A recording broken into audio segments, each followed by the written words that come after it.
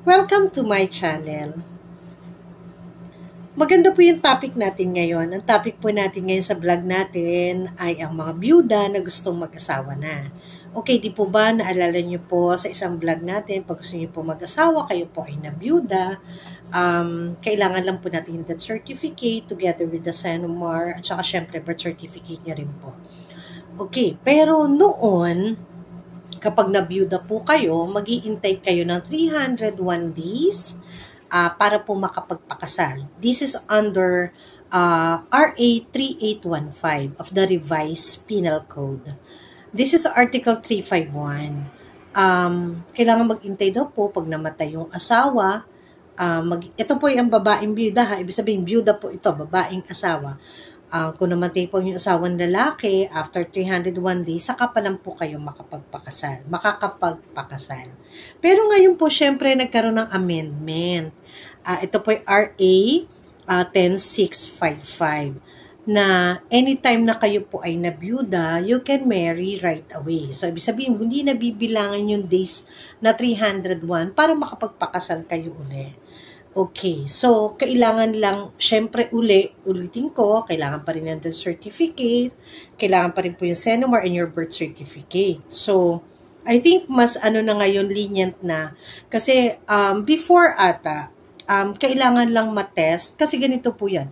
Halimbawa po, kayo po ay nabyuda, at bigla kayo nabuntis, namatay ang asawa ninyo, para mahirap ma-determine kung kanino po ang, at nakapagpakasal kayo uli, mahirap po ma-determine kung kayo nabuntis, kung sino po ang ama. Pero ngayon po, napaka-early na malaman kung sino, kasi meron na rin po tayong DNA na mabilis po ang resulta. I think siguro yun rin isang way na tinitingnan nila para malaman, 'di ba? Kung sakaling mabubuntis ang isang byuda. But anyway, hindi na po siya issue ngayon kasi meron na po tayong DNA. Okay, so swerte pa rin ng iba na halimbawa po namatay ang asawa, tapos nakakilala right away, 'di ba? Hindi natin masasabi. Nakakilala siya ng magugustuhan niya. Tandaan niyo po, legal siya makakapag-asawa kasi po patay na ang kanyang unang asawa. So, pwede na po siyang ikasal uli. So, wala na po magiging issue kasi po, pwede na po siya under RA 10655, she can marry right away. Kahit ilang days pa lang po o pagkamatay, kinabukasan, pwede na po siya mag-asawa kung gugustuhin niya. Nasa sa kanya po yun. Pero under ng batas na ito, which is RA 10655, right away po, pwede na po kayo makapagpakasal. Kaya wala na po tayo magiging problema. No need to wait for 301 days from the date of death ng kanyang husband. So, very lenient na po ngayon under RA 10655. So, sa mga byuda po, at may magugustuhan, ay wala na po itong RA 3815, amended na siya. So, makakapag-asawa na kayo right away. I hope nakatulong yung vlog ko sa inyo kasi I have one client na ito yung na-experience niya. Ang tagal po namin itong inayos. Bakit po namin natagalan inayos? Kasi kailangan po namin ma-prove yung amendment ay applied sa kanya, which is RA 10655.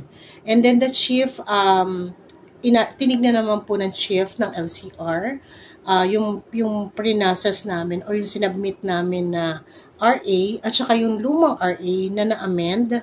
Okay, the RA 3815, which is amended by 10655, ay pinag-aralan din nila, binasa, and then saka po kami na-qualified yung aking client na makapag-apply na ng marriage license, okay, para makapagpakasal uli.